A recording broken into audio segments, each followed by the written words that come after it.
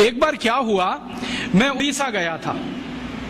उड़ीसा में एक पर्वत है, उसका नाम है गंधमार्दन पर्वत। इसका जिक्र हमारे रामचरितमानस में भी है, वाल्मीकि रामायण में भी है, और सबसे अच्छा सुंदर वर्णन इसका रघुवंशम में है, कालिदास ने किया है, गंधमार्दन पर्वत। तो जहां ये गंधमार्दन पर्वत उड़ीसा में है, मैं वहीं गया था। जिस गांव में है उसी गांव में गया था, और वहां मेरी एक सभा हुई थी। मैंने उस गांव के सरपंच को पूछा कि भाई ये गंधमार्दन पर्वत बड़ा मशहूर है, भारत के शास्त्रों में इसका बहुत वर्णन है, जरा बताओ इसकी विशेषता क्या है। तो उसने कहा कि साहब इसकी एक विशेषता ये है कि इस एक पर्वत पर 16,000 जड़ी बूटियां हैं। मैंने कहा नाम मालूम है? उसने कहा 16,000 के तो नहीं मालूम है, 500-600 के तो बता सकता। फिर मैंने कहा किसको मालूम है? तो कहता मेरे दादाजी को 1000-1200 का मालूम है।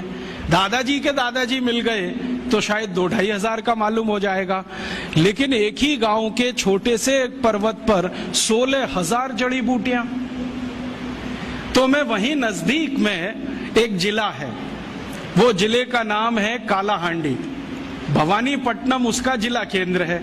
दौड़कर गया और वहां के जितने भी बॉटनी के प्रोफेसर्स थे सबको मैं मिला।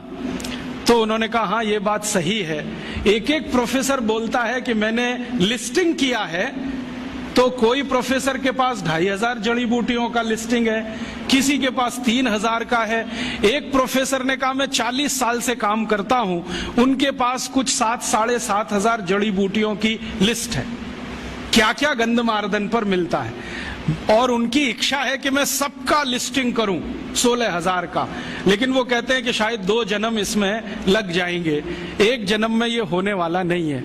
आप सोचो, गंधमार्दन पर्वत एक भारत के जिले के एक गांव के नजदीक का छोटा सा पहाड़, वहां पर इतनी जड़ी बूटियां, तो संपूर्ण भारत का जो मुकुट है हिमालय, उसकी कल्पना करो। भारत के बहुत सारे पादप विशेषज्ञ, पौधों के विशेषज्ञों से मैं मिला हूं, तो उनका कहना है कि राजीव भाई कम से कम 84-85 हजार जड़ी बूटियां तो हिमालय में मिल ही जाएंगी। मैंने पूछा अधिक से अधिक कितनी बताओ, तो उन्होंने कहा वो अभी कैलकुलेशन संभव नहीं है, हमारी इमेजिनेशन काम नहीं करती, कल्पना शक्ति काम नहीं करती। एक बार मैंने सोचा कि संपूर्ण भारत देश के 10 करोड़ विद्यार्थियों को एक बड़े प्रोजेक्ट पे लगा दिया जाए कि तुम्हारे गांव और आसपास में जितनी जड़ी बूटियां हैं उनकी लिस्ट बनाओ, तो शायद 2-4 साल में पूरी लिस्ट बनकर आ जाए। लेकिन 10 करोड़ विद्यार्थी इसमें लगे तो ऐसे ही नहीं आएगी। कितना बड़ा काम है जो अभी तक करने के लिए बाकी पड़ा है, और हमें इसका अंदाजा नहीं है। शायद इसलिए नहीं कि भगवान ने भरपूर दे दिया है, तो हमें स्केयरसिटी का अंदाजा नहीं है। ये जो यूरोप और अमेरिका वाले हैं जिनको कुछ मिला नहीं है, वो तड़पते हैं, फड़फड़ाते हैं, और वो रोज भारत सरकार पर आकर ऐसे दबाव डालते हैं कि भारत के कानूनों में संशोधन कर दो और हम ये हिमालय की सब जड़ी बूटी खोद कर ले जाएं, भारत के पहाड़ों से जितना मिले वो ले जाएं, ऐसी व्यवस्था कर दो। और इसी व्यवस्था के लिए उन्होंने गेट करार नाम का एक अंतर्राष्ट्रीय समझौता भारत से करा लिया है, जिसमें से रास्ते खुल जाएं ताकि भारत की बेशकीमती जड़ी बूटियां बिना किसी अवरोध के भारत के बाहर चली जाए।